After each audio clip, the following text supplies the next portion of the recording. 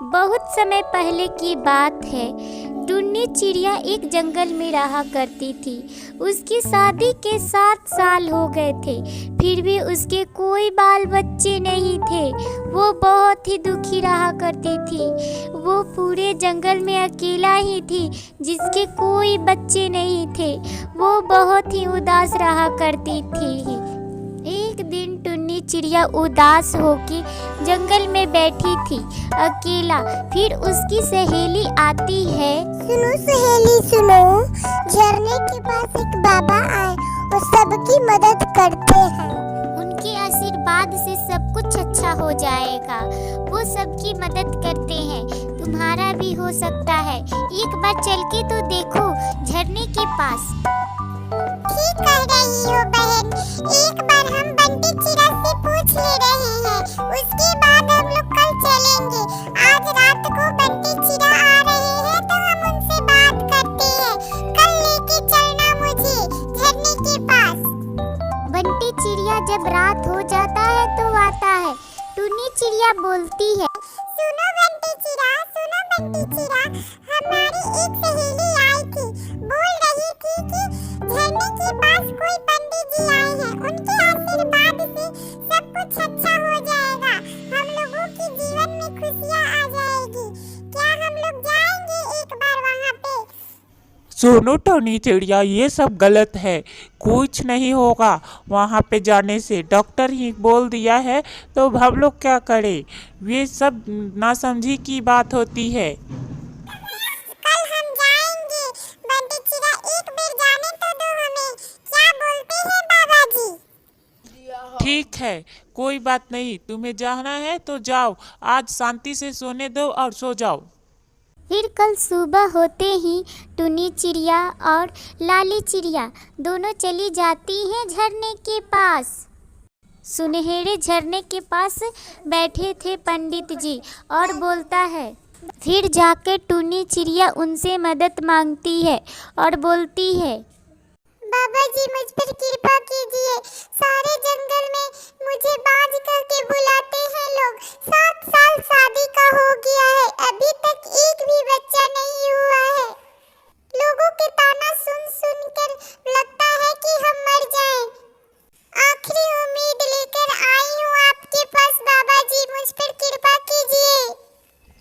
तुम पर शनि देव नाराज हुए हैं।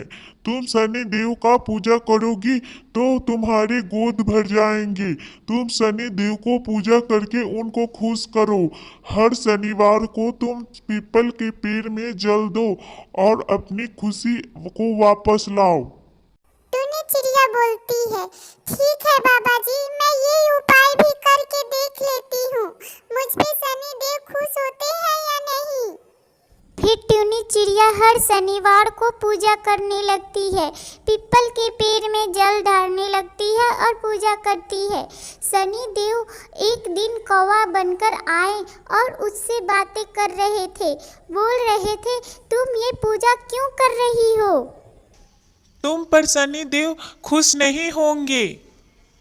मुझे पूर्ण विश्वास है शनि देव पे, मैं उनका पूजा करूंगी और उनके विश्वास से ही देखती हूँ क्या होता है। फिर वहाँ से शनि देव चले जाते हैं।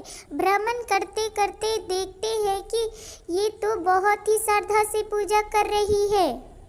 एक दिन टुन्नी चिड़िया और बंटी चिड़ा बातें करते हैं। तुमको इतने दिन हो गए पूजा करते हुए, आज तक क्या हुआ? कुछ हुआ?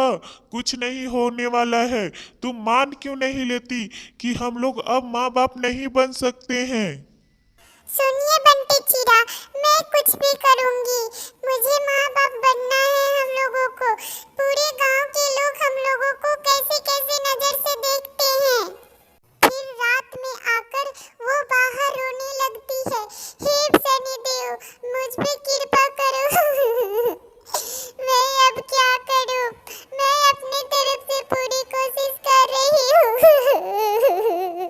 फिर शनि सनी देव उसका परीक्षा लेने के लिए आते हैं, रूप बदल के कौवा बन के, और काव काव बोलते ही कहते हैं, सुनो बहन, मुझे बहुत ही भूख लगी है। मैं 2 दिनों से खाना नहीं खाया हूँ। मुझे दे दो कुछ खाने के लिए बहन, मुझे कुछ दे दो बहन खाने के लिए। तो टूनी चिड़िया खाने के लिए कुछ दे देता है काला कौवा को। तो सनी देव बहुत ही खुश हो जाते हैं, वहीं पे प्रकट हो जाते हैं और बोलते हैं, अब तुम्हारा मनोकामना पूर्ण हो जाएगा। तुम बहुत ही खुश रहोगी। तुम किसी के मदद करने से पीछे नहीं हटती हो।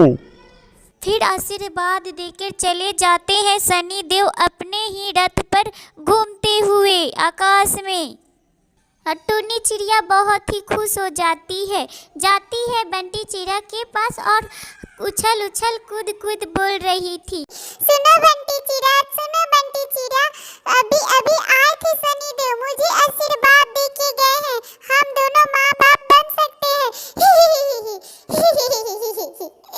अब हम लोगों को कोई ताना नहीं मारेगा। अब हम लोग माँ बाप बन सकते हैं। फिर दोनों बहुत ही खुश हो जाते हैं।